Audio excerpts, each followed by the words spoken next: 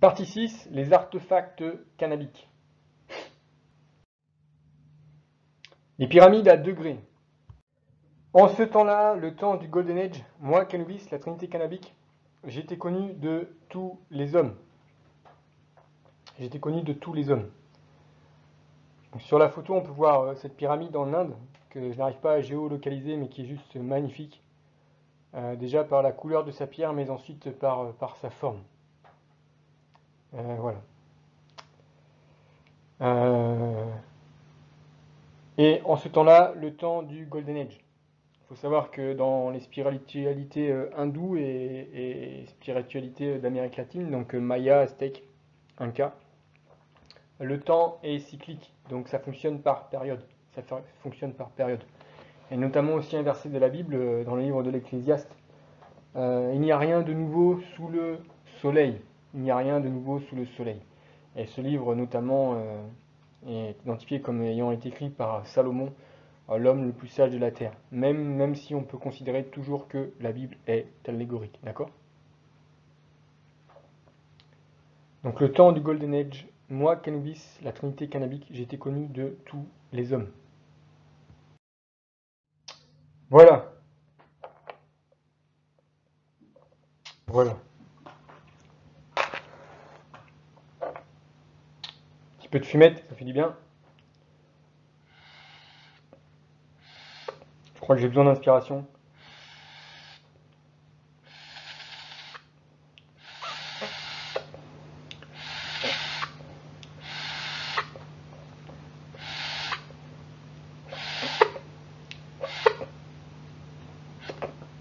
Je dis ça parce que toi, cybernaute, tu vas voir la vidéo, voilà, elle va faire à peu près 3 heures, hein, c'est ce que j'ai vu. Mais dans la réalité, j'ai mis une journée pour la faire.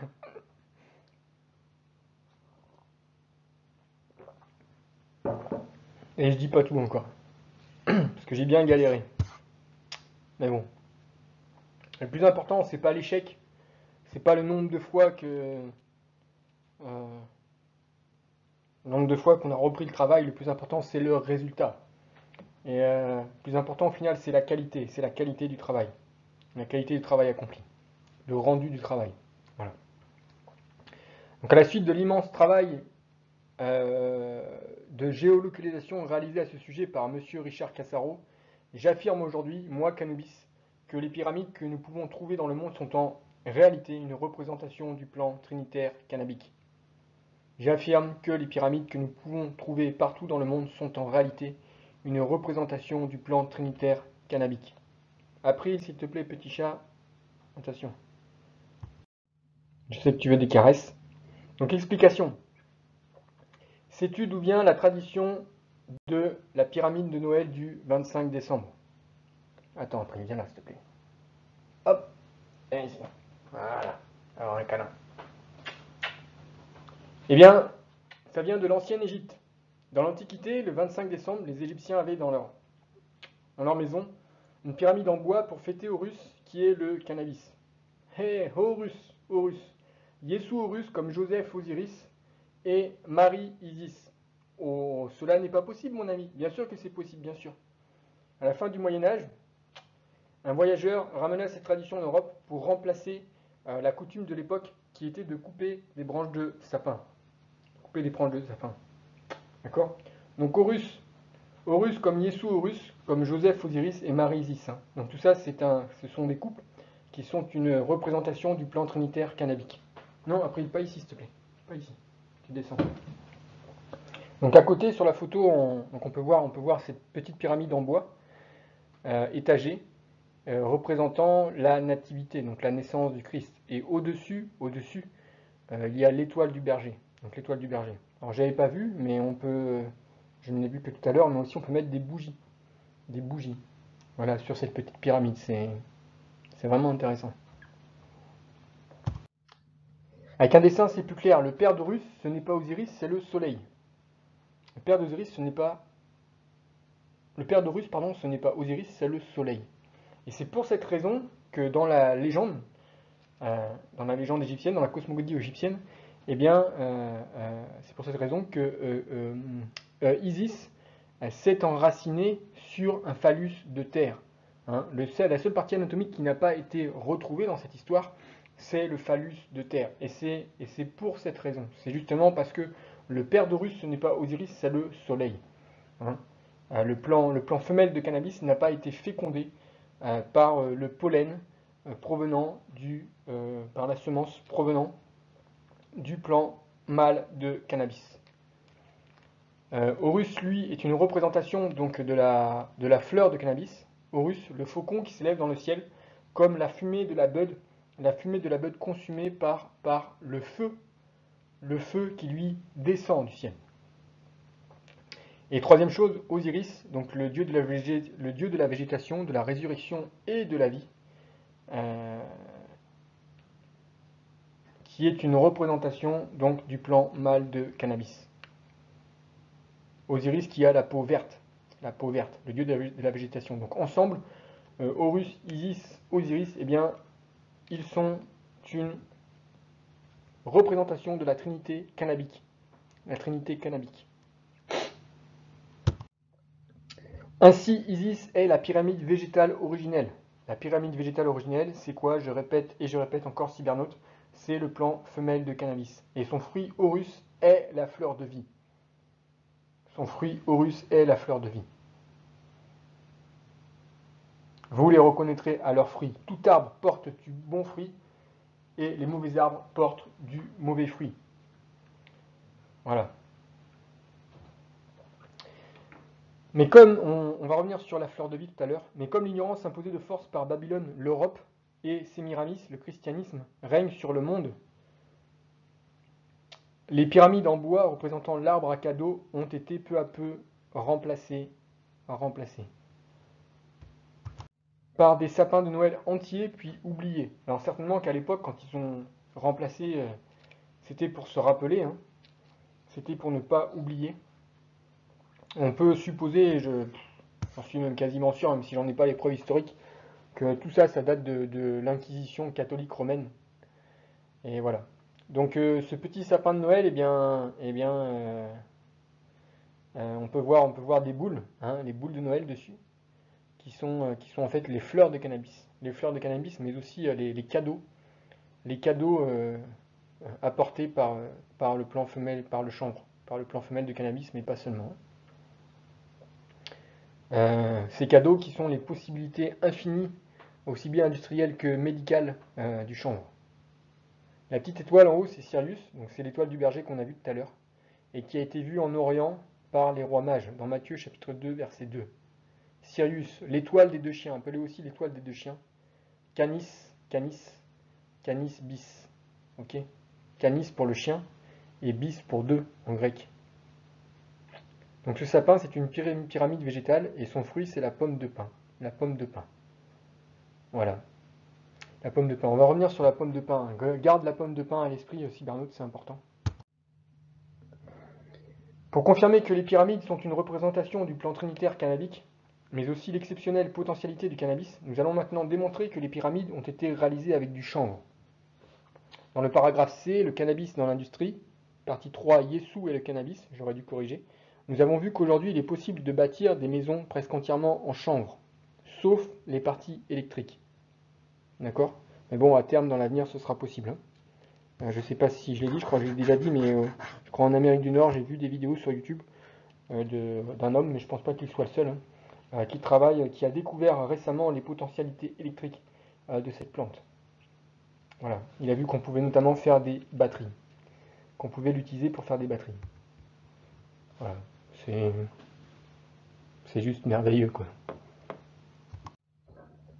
Donc pour cela, nous allons demander un peu d'aide à Khnum, le dieu de la poterie, l'alchimie originelle, pour comprendre que les pyramides ont été réalisées à base de chanvre. Donc ces poteries, deux choses sur ces poteries, on va nous faire croire qu'elles ont été taillées avec un burin et un marteau, ce qui est absolument impossible, surtout la forme, même la forme aussi bien tant extérieure que intérieure. C'est juste impossible à réaliser avec un marteau et un burin, impossible.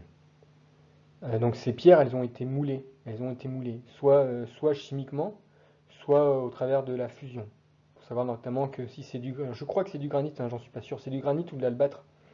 Mais en tout cas, je crois d'ailleurs que c'est l'albâtre. Et l'albâtre est mentionné justement dans la Bible. C'est très intéressant, là encore.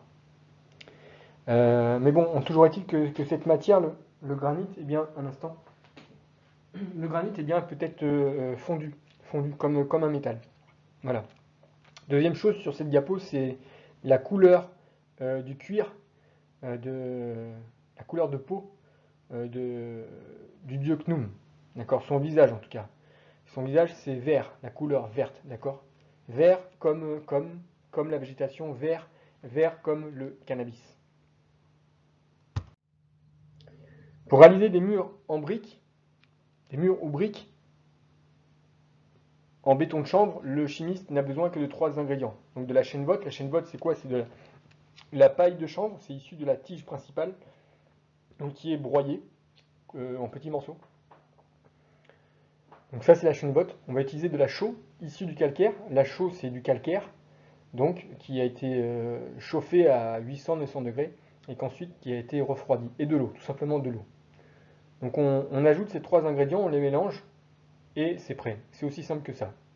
Le moulage des briques peut commencer. J'ai bien écrit, et je répète, le moulage des briques peut commencer.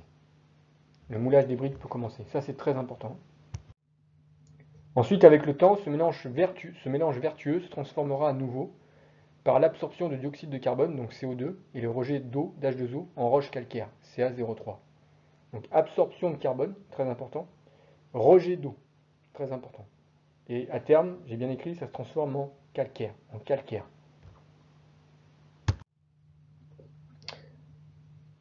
Donc juste pour l'équation chimique, en effet en chimie, 90 à 96% de la matière sèche des plantes provient uniquement des atomes de carbone, d'hydrogène et d'oxygène fournis par les gaz de dioxygène O2, de dioxyde de carbone CO2 et d'eau H2O. Je peux donc écrire l'équation suivante, calcaire égale chanvre, plus chaux éteinte, plus dioxyde de carbone, moins l'eau. Au final, le chanvre, c'est quoi? C'est juste du carbone, hein. C'est juste de l'oxygène et du dihydrogène. Donc rien de polluant là-dedans, il n'y a rien de polluant. Rien de polluant. Donc on pourrait utiliser ce béton de chanvre au lieu d'aller détruire les plages aujourd'hui en retirant le sable utilisé pour notre béton actuel. Au cours des années 1970, José Davidovits, éminent scientifique français, a démontré que les pyramides antiques en Égypte et sur d'autres sites étaient réalisées en béton polymère, car constituées à 90-95% de calcaire naturel et 5-10% de colle géopolymérisatrice, constituée de chaux, d'argile, de kaolin, de limon et de sel natron. Le travail de recherche réalisé par ce professeur est fondateur et honorable, dans la compréhension véritable. Cependant, il lui a échappé l'essentiel, la culture cannabique. Voilà. Il lui a échappé l'essentiel, à savoir la culture cannabique.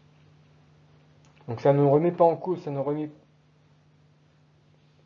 pas complètement en cause tout le travail accompli par cet homme. Hein. Bien au contraire. Comme je l'ai dit, son travail est vraiment fondateur.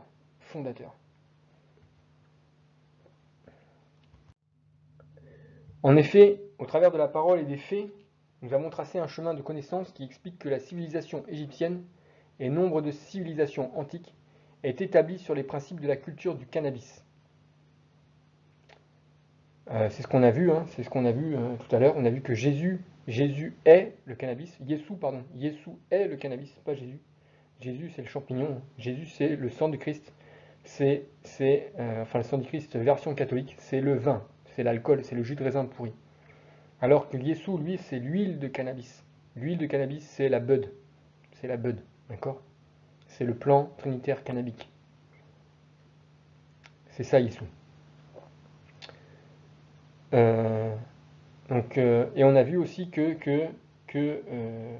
la Bible venait de l'Afrique, et plus spécifiquement de l'Égypte. D'accord? Donc après, est-ce que c'est une civilisation qui s'est établie ici suite au déluge? Je ne sais pas. Mais bon, c'est pas le sujet. Hein. Donc, aussi, moi, Canubis, j'affirme que le calcaire des bétons polymères employés pour l'édification des pyramides antiques, autre que celui des coquillages nummulites, est issu de la chaîne Voth. Est issu de la chaîne Voth.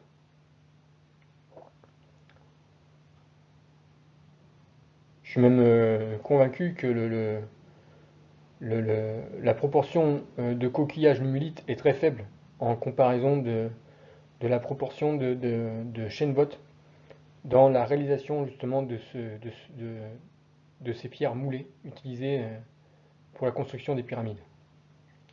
Donc sur la photo, on peut voir le prospectus d'une société, Chambry Bloc, enfin le prospectus plutôt, je pense que c'est la page de garde d'un document publicitaire, Chambry Bloc. Donc on peut voir des pierres, des briques moulées, des façades, voilà, des revêtements intérieurs. Donc tout ça réalisé avec du chanvre. Voilà, et le verset qui vient mettre en lien tous ces éléments, c'est Exode chapitre 5, verset 7. En effet, Pharaon, dans la parole de Canubis, déclare: Vous ne donnerez plus comme auparavant de la paille au peuple pour faire des briques, qu'ils aillent eux-mêmes se ramasser de la paille. Et c'est très très important. Pourquoi? Parce que la Bible a été écrite par des anciens Égyptiens. La Bible a été écrite par des anciens prêtres égyptiens, donc des hommes dotés d'une grande connaissance. Hein. Un prêtre, quelle que soit son origine, sa spiritualité, généralement c'est quelqu'un qui est doté d'une grande connaissance, aussi bien dans le positif que dans le négatif. Hein. Et donc ces prêtres, ils ont écrit: Vous ne donnerez plus, comme auparavant, de la paille pour faire des briques. Attends, mais qui est-ce qui parle là? C'est Pharaon. Donc Pharaon, il dit que pour faire des briques, il faut de la paille. Donc c'est Pharaon, c'est le roi de l'Égypte quand même qui dit ça. Donc tous ces grands monuments qu'on voit en Égypte antique, ils n'ont pas été taillés avec un marteau et un burin. D'accord? Ils n'ont pas été taillés avec un marteau et un burin. C'est-à-dire on a pris de la paille de chanvre, on l'a mélangée à de l'eau, on l'a mélangée à de la chaux, et on en a fait des pierres moulées, des briques. C'est aussi simple que ça. Voilà. Donc moi, Knoum, image de Canubis, je suis l'alchimie originelle. Je suis la sagesse. Ma maison est saine. Ma maison est saine. Venez à moi, vous tous qui êtes fatigués et chargés, et je vous donnerai du repos. J'éloigne le serpent de la moisissure. Pas besoin de faire le ménage. C'est merveilleux, ça. Enfin, c'est presque ce qu'on pourrait rêver, quoi. J'éloigne le serpent de la moisissure. Moi, perso, ça me ferait rêver. Et j'attire le carbone nécessaire à la vie. Ouais. Le serpent de la moisissure. C'est quoi la moisissure hein, dans une maison? C'est l'humidité qui stagne. C'est de l'eau qui stagne et qui va entraîner la moisissure. Donc la moisissure, c'est quoi? À l'origine, c'est une eau qui stagne. C'est une eau qui stagne. Donc c'est une eau qui n'est pas vivante, une eau morte. Hein. Donc je t'invite aussi, Vernote, à te renseigner sur la différence entre l'eau morte et l'eau vivante. L'eau qui sort de ton robinet, elle est morte. L'eau qui sort d'une source, elle est vivante. Et deuxième chose, donc j'éloigne le serpent de la moisissure. Et deuxième chose, j'attire le carbone nécessaire à la vie. Tout ce qui vit contient du carbone. Je suis vivant, donc je suis constitué de carbone. Les plantes vertes de ma maison sont vivantes, elles sont constituées de carbone. Tu es constitué de carbone. Donc j'attire à moi le carbone nécessaire à la vie. Et c'est ce qu'on voit avec le béton de chanvre. Il attire à lui le carbone et il le rejette à l'eau. Homme 20, pourquoi avez-vous un système endocannabinoïde, sinon parce que vous êtes mes frères, créés à l'image de mon Père. Voilà. Donc là encore, j'ai mentionné le système endocannabinoïde, vraiment pour montrer à quel point le chanvre est lié à l'homme.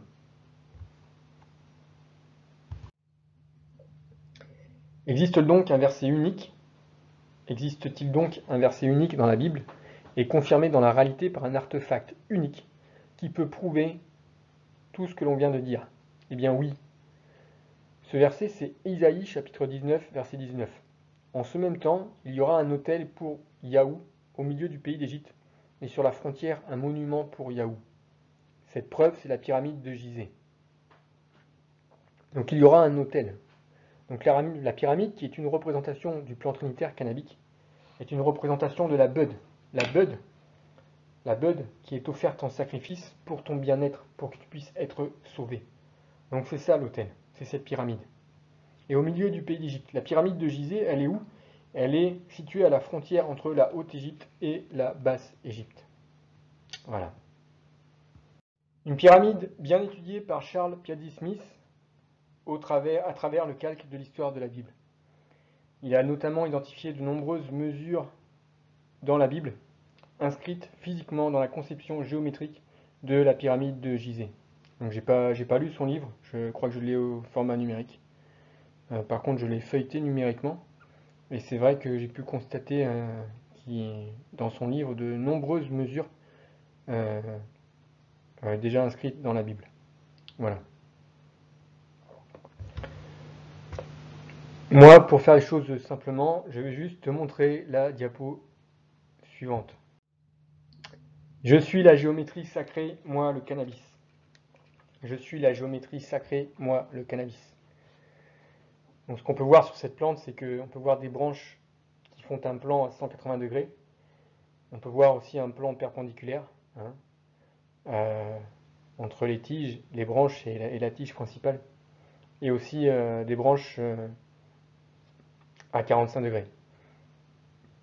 C'est juste énorme, quoi. Si on fait un plan au-dessus, si on regarde une vue de dessus, on peut voir que ça se déplace, ça forme deux droites, donc qui se coupent à 90 degrés. Donc ça veut dire qu'avec ça, on peut aussi former un cercle. Donc c'est la géométrie sacrée. Et je suis même sûr que si on plante l'arbre au naturel, je me pose la question de savoir si justement les branches ne s'orientent pas justement vers les 4 points cardinaux de manière naturelle. Donc à vérifier quoi. Voilà. Je suis la géométrie, moi le cannabis. La sagesse a bâti sa maison, elle a taillé ses 7 colonnes. Proverbe 9, verset 1. Et ces 7 colonnes, ce sont les 7 feuilles de cannabis. Voilà, la sagesse, on a vu que c'était le Christ. La sagesse, c'est le Christ c'est le cannabis.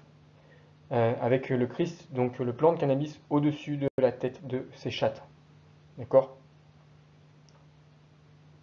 Sur sa bouche est une parole de sagesse. La sagesse a bâti sa maison, elle a taillé ses 7 colonnes. 7 colonnes, d'accord? Donc les 7 feuilles du cannabis.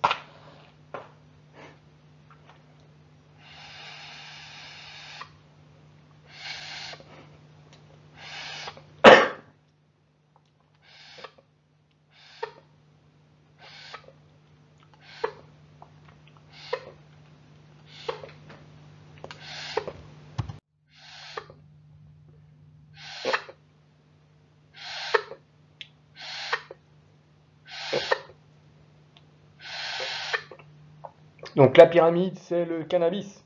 Ok?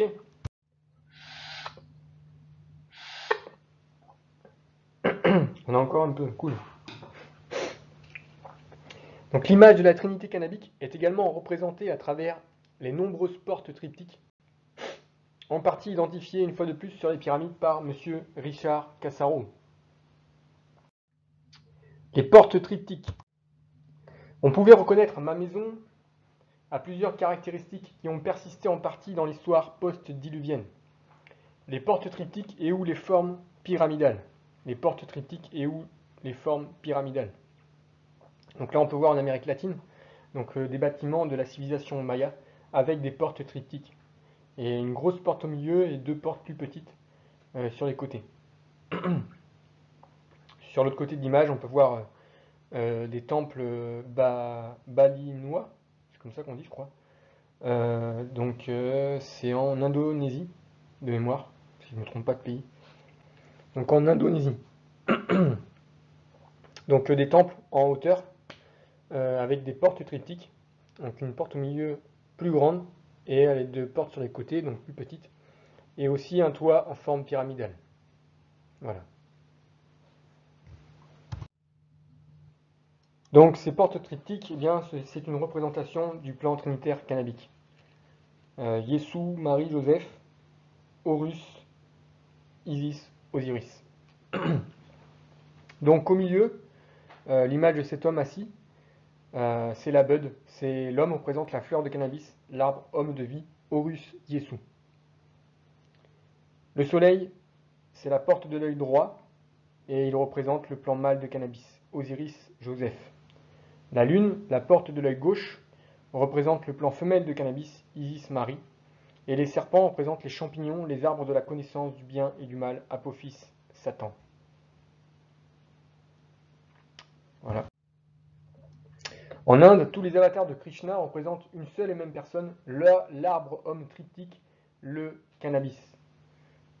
Donc là, à nouveau, on peut voir le soleil, représentant le masculin, et la lune, représentant le féminin. Ok.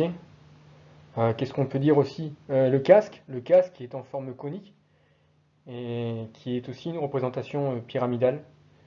Et qu'est-ce que j'ai vu aussi? Voilà, les chignons. Sur les côtés, on peut voir deux hommes assez âgés, donc avec une coiffure en hauteur, en chignon. En chignon. Ok. Osiris Joseph meurt, Isis Marie tombe enceinte par le soleil,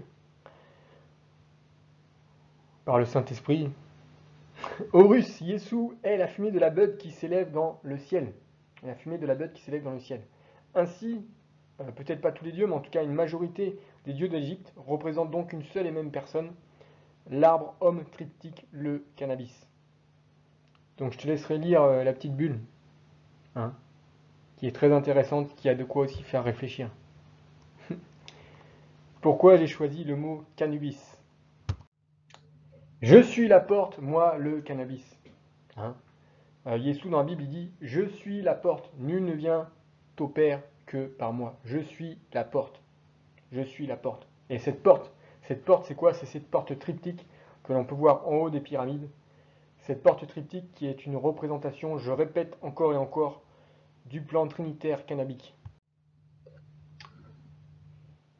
Donc une autre petite photo d'un triptyque, c'est que j'ai découvert récemment. C'est donc les portes triptyques du lycée Clémenceau à Nantes, un projet qui a débuté en 1803, donc c'est assez récent. C'est pour montrer à quel point cette tradition du triptyque a perduré dans le temps. Donc Matthieu 8, verset 23, pardon, on peut voir... alors pourquoi est-ce que je l'ai pris en photo? C'est parce qu'au-dessus de la porte principale, la moulure représente un bateau. Un bateau. Et ce ne sont pas n'importe quel bateau, hein, ce sont les bateaux... je ne sais plus comment on appelle ça, ces bateaux. Des galions, voilà, des galions, entre autres. Donc Matthieu 8, versets 23 à 27. Ensuite, il entra dans une barque et ses disciples le suivirent. Il s'éleva tout à coup une grande tourmente sur la mer, en sorte que la barque était couverte par les flots. Mais il dormait. Et ses disciples, s'approchant, le réveillèrent et lui dirent: Seigneur, sauve-nous, nous périssons. Et il leur dit: Pourquoi avez-vous peur, gens de peu de foi? Et s'étant levé, il parla avec autorité, au vent et à la mer, et il se fit un grand calme. Ces hommes furent saisis d'étonnement. Quel est celui-ci, disaient-ils, à qui obéissent même les vents et la mer? Et s'étant levé, il parla avec autorité au vent et à la mer, et il se fit un grand calme. Ces hommes furent saisis d'étonnement. Quel est celui-ci, disaient-ils, à qui obéissent même les vents et la mer? Voilà. Une histoire allégorique qui nous montre que le cannabis règne aussi sur les mers et dans l'air. Il y a le prince de la puissance de l'air, mais il y a le roi de la puissance de l'air.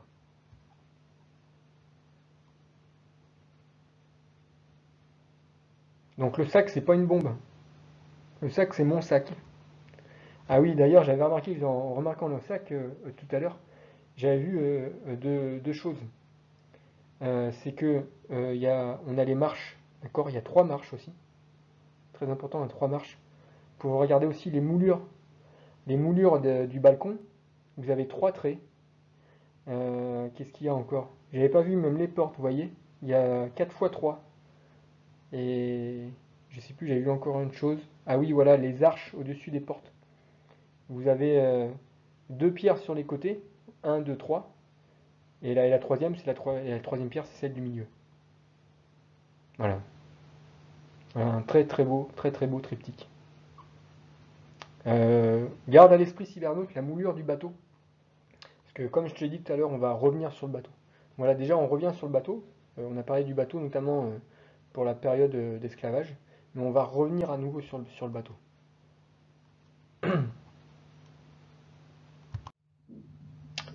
Je suis la porte. Si quelqu'un entre par moi, il sera sauvé. Il entrera, il sortira, il trouvera des pâtirages. Jean 10, verset 9. Je suis la porte des civilisations avancées. Je suis le cannabis. Donc même au niveau des tumulus, des dolmens, on peut voir euh, qu'ils sont orientés de manière à ce que le jour du solstice d'été ou d'hiver, la lumière du soleil passe pile au milieu de ces portes. Je crois celle du haut à droite, c'est en Colombie. Voilà, ce sont des sites antiques en Colombie. Et en dessous, on a le palais d'Angkor. Donc le palais d'Angkor avec les tours. Il y a 5 tours en haut du palais d'Angkor. 5 tours orientés suivant les 4 points cardinaux. Donc si on se place suivant un point cardinal, on peut voir vraiment trois tours qui sont une représentation des buds du plant femelle de cannabis. Avec le soleil, au niveau qui passe en haut de la tour, vraiment tout en haut de la tour, mais je pense que là aussi c'est quand c'est au moment du solstice d'hiver ou d'été. Les cheveux de cannabis. Les sadhus, tout comme les rastas, ont pour coutume de fumer l'herbe pour se rapprocher du Créateur. Ils laissent aussi croître leurs cheveux, comme signe que leur vie est dédiée à la consécration du suprême. Donc là, on a des sadhus, des hommes, des femmes, qui non seulement ils fument l'herbe, donc ils se nourrissent de l'herbe, ils mangent l'herbe, enfin je le dis comme ça, mais au moins ils fument l'herbe, d'accord, et ils respirent l'herbe, mais aussi ils laissent croître leurs cheveux, comme signe que leur vie est dédiée à la consécration du suprême. Pourquoi laissent-ils croître leurs cheveux?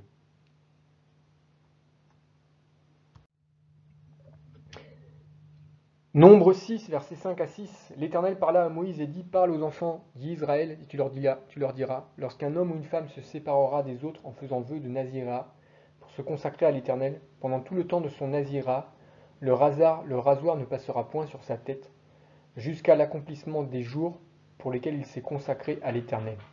Il sera saint. Il laissera croître librement ses cheveux. Voilà. Donc si ces hommes, consciemment ou pas de ce verset, se laissent pousser les cheveux, c'est parce qu'ils ont choisi de se consacrer au Créateur. C'est comment on pourrait dire ça? Comment on pourrait dire ça? C'est vraiment une représentation de leur souhait de consécration. Alors j'aimerais pouvoir le faire moi, mais j'ai le cuir chevelu tellement sensible que si je laisse pousser les cheveux, ça me provoque des pellicules en fait. Et c'est juste très très moche. Voilà. Et puis je perds mes cheveux de toute façon. Donc le problème est vite réglé. Je suis la forme pyramidale de la coiffure de Bouddha. Et oui, une forme pyramidale, on peut voir des petites dreads. Une petite dread. On va revenir sur ces petites dreads. N'oublie pas ces petites dreads, Cybernaute. Je suis le chapeau pyramidal étagé des statues de l'île de Pâques. Je suis le chapeau. Attention, April. Attention, petit chat. Hop, petit chat. Oh, t'as fait caca, tu pues. Oh, tu pues, April. Oh, petit chat. T'as fait caca. Bah. Les arbres au milieu du jardin d'Éden. Les arbres au milieu du jardin d'Éden. Bien, beaucoup d'informations, n'est-ce pas? C'est sûr, il y a quand même presque 3 heures de vidéo. On a encore quelques diapos à faire ensemble. Si tu es resté jusqu'au bout, c'est parce que tu sens que c'est juste énorme. Et c'est vrai que c'est énorme. Moi, il m'a fallu du temps pour assimiler ça, pour digérer, pour l'accepter aussi. Mais bon, c'est la vérité. Donc dans la révélation de cette vérité, j'ai affirmé la réalité d'une guerre entre le cannabis et le vin. une guerre non proclamée, mais une guerre. Non proclamée dans les médias, non proclamée dans les livres d'histoire, mais c'est une guerre réelle.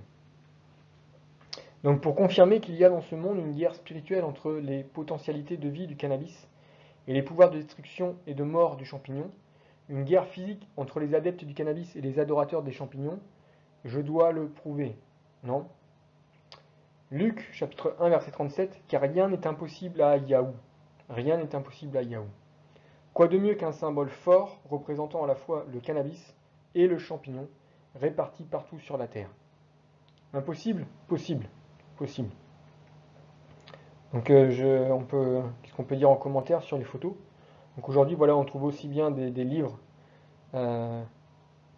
dédiés à la culture du cannabis, comme des livres dédiés à la culture des champignons hallucinogènes.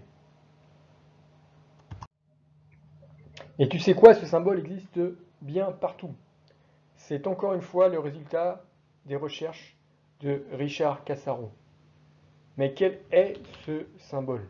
Quel est ce symbole? Ce symbole est mieux connu aujourd'hui sous le nom de caducée, associé à la médecine.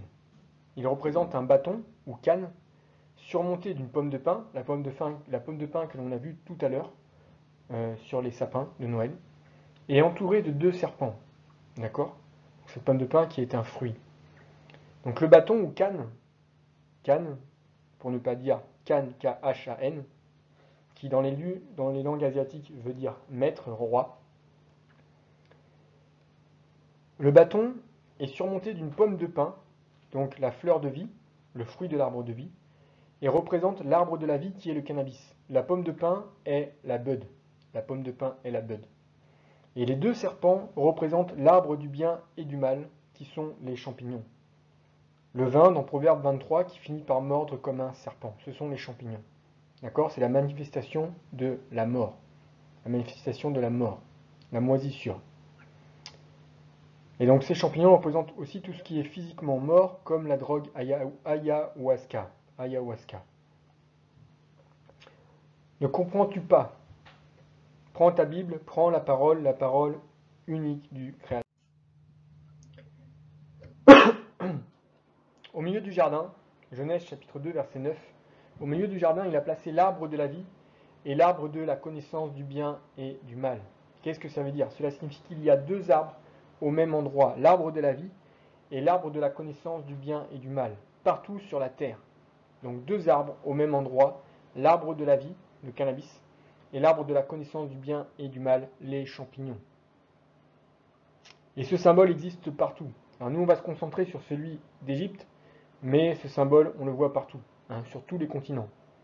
En Afrique, en Amérique latine, au Moyen-Orient, en Europe, et je suis sûr que si on cherche bien, on va le trouver en Australie, en Indonésie et ailleurs. Ok?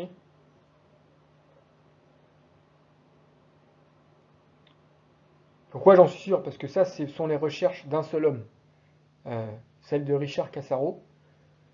Mais s'il y avait d'autres chercheurs, eh bien, on découvrirait d'autres choses.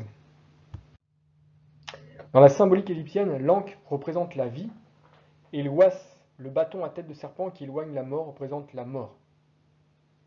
Eh oui.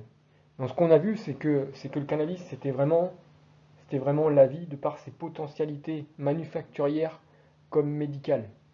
Hein. Je dirais même psychologique, relationnelle, enfin tout ce que tu veux. C'est juste la vie, quoi. C'est juste la vie. Et l'ouas, le bâton à tête de serpent qui éloigne la mort, représente la mort. Donc il représente le champignon. Voilà. L'ankh, c'est le cannabis, et l'ouas, c'est le champignon. Donc l'un représente la vie, l'autre représente la mort. Et cette gravure qu'on a déjà vue de Séchat, eh bien, sur sa bouche est une parole de sagesse. Et là, elle est en train véritablement de nous dire ce que c'est que la mort et ce que c'est que la vie.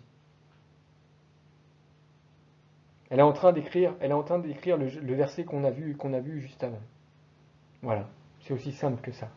Donc là, c'est vraiment la preuve que la Bible vient d'Égypte. La Bible vient d'Égypte. C'est la sagesse qui a écrit la Bible. C'est la sagesse qui a écrit la Bible, au travers des prêtres égyptiens. Comme c'est la sagesse qui a écrit cet évangile de Canobis.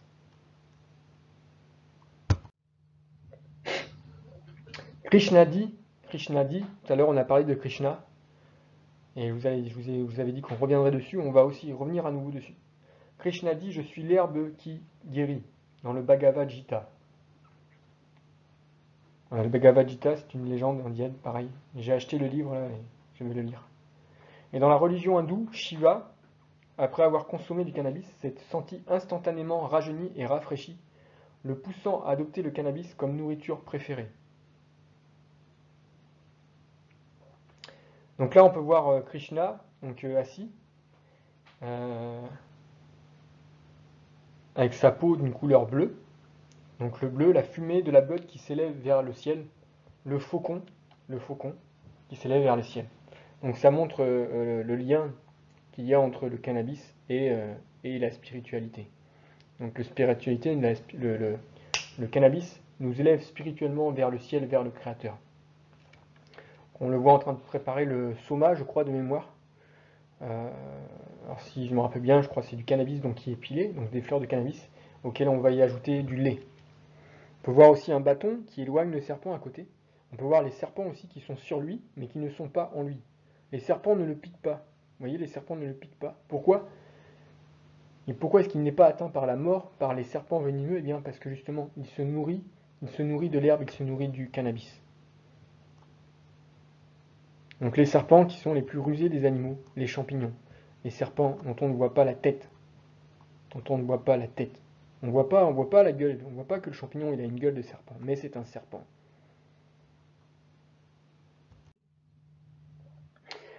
Donc le champignon étant la manifestation de la mort, le champignon étant l'antéchrist, nous rappellerons que les Égyptiens et toutes les civilisations anciennes momifiaient leurs morts.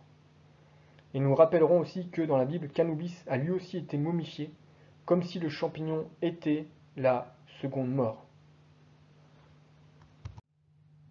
Bref, je résume. L'arbre de la vie, c'est le cannabis. I am life power, c'est la croix d'Ankh. L'arbre de la connaissance du bien et du mal, c'est le champignon. I am death power, c'est l'oise, le bâton d'oise. Pour finir, nous avons appris précédemment que l'ange de lumière, c'est l'histoire du déguisement porté par le serpent ancien.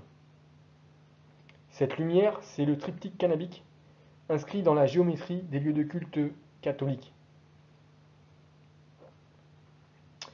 Voilà, l'ange de lumière. L'ange de lumière. Donc le loup qui se déguise en ange de lumière. Le loup, ce qu'on a vu tout à l'heure, c'est que c'était le jus de raisin pourri, le champignon, qui se déguise en ange de lumière. Et cette lumière, c'est le cannabis. Ok ? Ça veut dire que les deux grandes tours que l'on voit, eh bien, c'est le symbole qu'on a vu juste avant.